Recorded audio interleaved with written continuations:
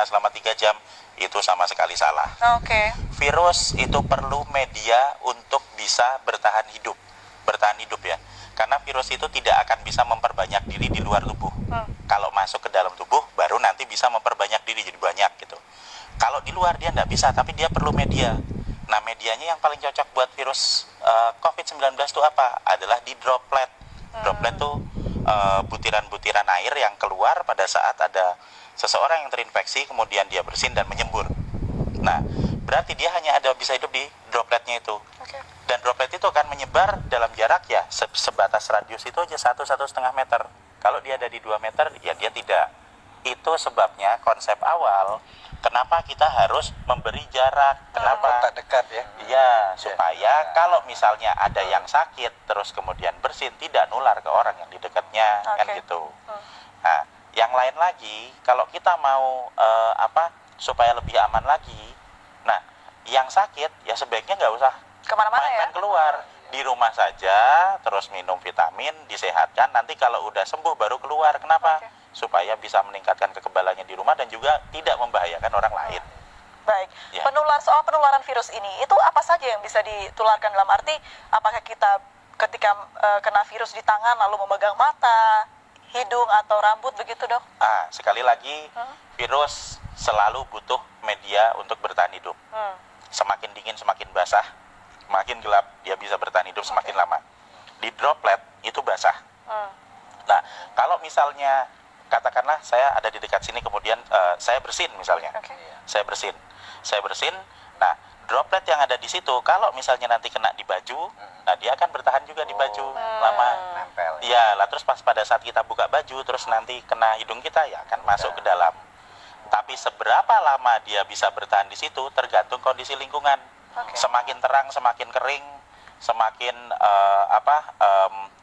panas, dia juga nggak akan bisa bertahan hidup lama. Jadi sebenarnya virus ini punya kelemahan banyak sekali. Jadi dia hanya bisa bertahan di droplet. Kalau misalnya ada yang bilang, misalnya kan kalau misalnya dia ditaruh di meja yang dingin gitu, bertahan 9 hari. Ada hoax seperti itu. Itu hoax ya, Dok? Menurut saya hoax. Kenapa? Nah, kalau dia hanya bisa bertahan di dalam droplet. Di dalam droplet itu kalau misalnya dia kondisinya tidak sesuai dengan dia dan terjadi penguapan, kan jadi kering, dia nggak bisa bertahan lama. Jadi droplet ini sesuatu yang cair begitu ya, Dok? Ya? Cair, ya. Itu loh, tetesan lendir atau cairan yang ada di situ.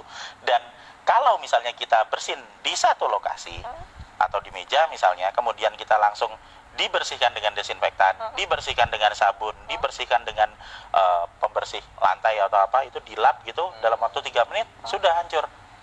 Jadi virus ini gampang hancur dengan pelarut lemak, dengan sabun, dengan deterjen dan macam-macam, termasuk kalau nempel di baju kita terus langsung masukin mesin cuci, itu virusnya hancur.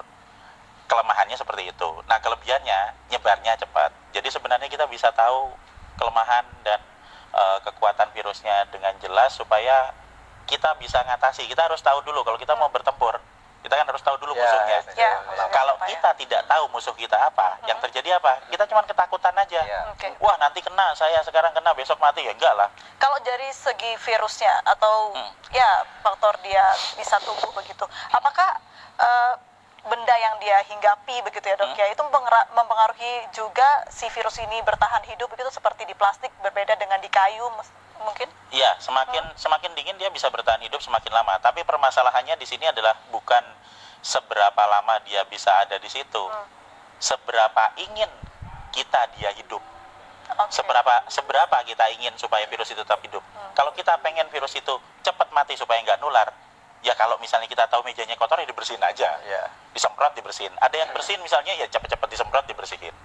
Semakin kita diamkan paparan virus yang ada di situ, ya dia akan bertahan semakin lama. Tapi kalau misalnya kita bisa punya kesadaran sendiri untuk mulai dengan pola hidup bersih, setiap ada sebaran di situ ya kita semprot bersih, simple kok itu, nggak terlalu sulit, cuma diusap aja seperti itu. Nah, maka kita akan sangat membantu untuk mengurangi sebaran virus. Baik, itu juga berlaku untuk batuk begitu ya, Dok, ya? Iya, betul. Dan kalau tetap mata nggak mungkin ya, Dok, ya? Enggak, sama sekali tidak mungkin. Apalagi hanya pikiran. Iya, kalau tetap mata jatuhnya ke hati ya, Dok. Baik, halu. kalau berbicara soal bagaimana dampak negatif dari virus ini, apa dampak yang paling buruk bisa dihasilkan dari virus ini, Dok? Jadi kita akan kembali lagi ke sifat virus. Virus ini pertama, cepat menyebar. Jadi dia akan sangat mudah beradaptasi, bisa menempel di saluran pernapasan manusia. Yang kedua, fatality rate-nya tidak besar. Ini kita bisa lihat dari hasil statistik dimanapun di seluruh dunia, bahwa masih selalu akan ada 97% orang yang recovery. Jadi kalau dari 100% populasi ada 3% yang masuk ke fatality rate, dan 97% itu dia bisa pulih dan juga bisa masih tetap sehat. Ini yang terjadi di pasien nomor 1, 2, 3. Ingat toh waktu di Depok itu? Jadi tanggal 29 Februari dinyatakan positif. Benar toh? Terus dirawat di rumah sakit selama 16 hari. Dan kemarin mereka semua pulang dalam kondisi sehat dan berubah jadi negatif. Berarti apa? Status positif terinfeksi ini bukan status yang tetap. Seperti misalnya, oh saya kena, sekarang saya positif. Sampai 1 tahun ke depan saya tetap positif. Tidak. Itu akan berubah seiring dengan peningkatan kekebalan tubuh. Jadi kalau hari pertama saya terinfeksi, saya akan positif. Hari ke-7 saya masih tetap positif, tapi nanti di hari ke-10 pada saat antibodi saya mulai naik di 7 hari pasca infeksi, di hari ke-10 antibodinya banyak, kita akan berubah jadi negatif. Puncak produksi antibodi ada di hari ke-14, sehingga di hari ke-14 dia akan habis semua virusnya, dinetralkan oleh antibodi. Itu yang terjadi pada pasien nomor 1, 2, 3. Jadi supaya kita bisa menginduksi pikiran-pikiran positif dan optimistik yang ada di rakyat, kita harus belajar juga melihat, kok ada pasien nomor 1, 2, 3 sembuh, ini kan udah ada buktinya. Menariknya tadi juga sempat di program di tayangan kita, begitu pasien 03 ini ternyata tidak ada gejala yang terlalu parah begitu, Dok. Hanya batuk sedikit saja, dan treatmentnya pun hanya diberikan vitamin dan juga obat batuk oleh dokter. Nah, kenapa virus ini bisa tidak semua orang terkena paru-paru, Dok? Nah, jadi kalau kita mau melihat keganasan virusnya, itu kita jangan melihat kita harus kembali ke struktur virusnya ya. Struktur virusnya lagi, sifat virusnya.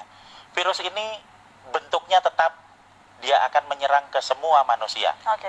Dia tidak berubah. Yang menyebabkan terjadinya perbedaan adalah di manusianya.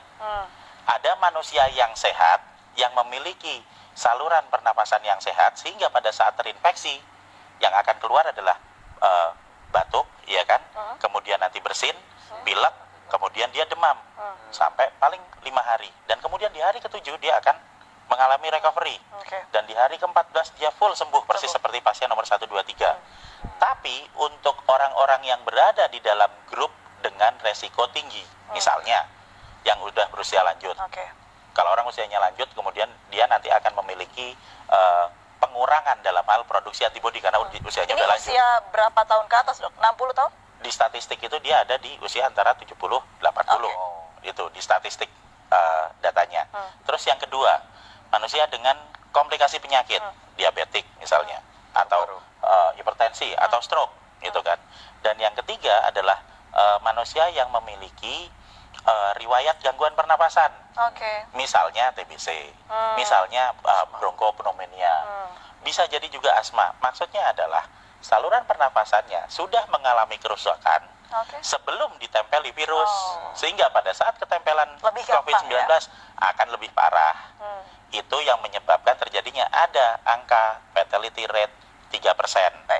Nah, jika kita akan fokus ke 3% ini, berarti kita akan berbicara mengenai grup dengan resiko tinggi, sehingga yang seharusnya lebih diperhatikan adalah yang di grup dengan resiko tinggi ini untuk dapat prioritas ke rumah sakit. Kenapa?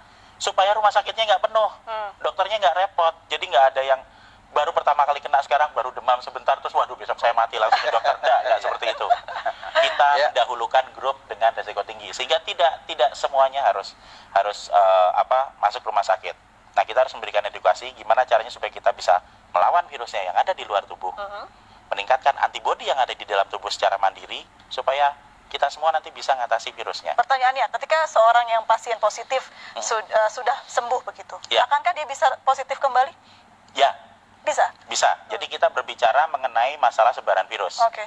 Jadi satu hal yang harus kita pahami dulu, ini imunologi basic adalah bahwa kalau saya pernah kena virus, misalnya saya pernah kena virus COVID-19, nah tubuh saya akan punya data tentang virus ini. Sehingga pada saat nanti saya kena lagi, saya akan kebal. Pertama kali kena, antibodi saya akan keluar dalam waktu 7 hari untuk yang infeksi pertama. Tapi nanti begitu infeksi kedua saya kena lagi, itu nggak usah nunggu 7 hari karena sudah ada datanya di sel memori.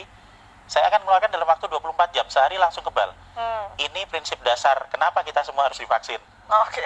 Jadi kita kasih virusnya dulu, dikenalin, supaya nanti kalau ada lagi, antibodi kita bisa keluar lebih cepat dan lebih banyak. Nah, jadi kalau misalnya saya sudah pernah kena, kemudian saya sembuh dalam waktu 14 hari, saya keluar ke kerumunan, dan di kerumunan ini ada orang yang sakit, kemudian saya kena lagi. Apakah saya bisa kena? Jawabannya ya, pasti ya. Kalau diambil sampel, apakah itu akan jadi positif? Ya, benar jadi positif. Tapi apakah infeksi kedua itu akan membuat saya sakit? Tidak, karena saya sudah punya antibodi. Dan kalau yang pertama tadi, mungkin kita ingat hari pertama positif, nanti hari ke-7 masih positif, hari ke-10 bisa jadi negatif. Yang pertama, infeksi pertama. Kalau sudah saya kena lagi, hari pertama positif, nanti hari ketiga bisa positif, hari keempat sudah negatif. Karena antibodinya sudah keluar. Jadi orang yang kena coronanya sudah positif berarti punya antibodi yang besar ya dok ya ketika sudah sembuh tapi. Betul. Dan dengan memberikan vitamin E dan vitamin C, kita bisa memproduksi antibodi 2-3 kali lipat lebih banyak daripada normal. Ini kan berarti kuncinya adalah imunitas. Lalu seperti apa kita menjaga imunitas? Vitamin yang banyak, tidur yang cukup, apalagi dok? Jadi produksi antibodi yang normal itu akan bisa dicapai jika kita dalam kondisi yang fit. Berarti apa? Berarti kita ya makan yang benar, kemudian kita istirahat yang cukup. Karena semakin banyak kita bergadang, semakin banyak kita stres dan panik bahwa kita besok mati. Nah, itu akan sangat menurunkan produksi antibodi. Berarti panik benar menurunkan antibodi dok? Iya. Oke. Bahkan kita jadi panik terus, kemudian kita jadi nggak tidur, Stres kemudian jadi ya? kita mau minum nggak enak, makan nggak enak, iya kan? Takut Akhirnya mati. iya kita kurang energi, akhirnya ya nggak ada produksi antibodi. Jadi sebenarnya dengan pola hidup yang sehat itu akan mampu membuat kita memproduksi antibodi secara normal. Dan pada saat ada dalam kondisi wabah, jika kita mengkonsumsi vitamin E dan vitamin C, kita akan memproduksi antibodi bisa 2-3 kali lipat dari produksi normal. Dan ini akan sangat-sangat membantu pada saat ada kondisi wabah virus. Dan yang paling utama lagi adalah, sekali lagi, panik dan stres itu tidak akan meningkatkan antibodi kita atau menyebabkan virus yang ada di luar menjadi berkurang. Meningkatkan antibodi dengan berpikir positif, dengan memiliki ilmu pengetahuan yang cukup bahwa sebenarnya virus ini bisa kita hadapi, kemudian konsumsi vitamin dan pola hidup bersih.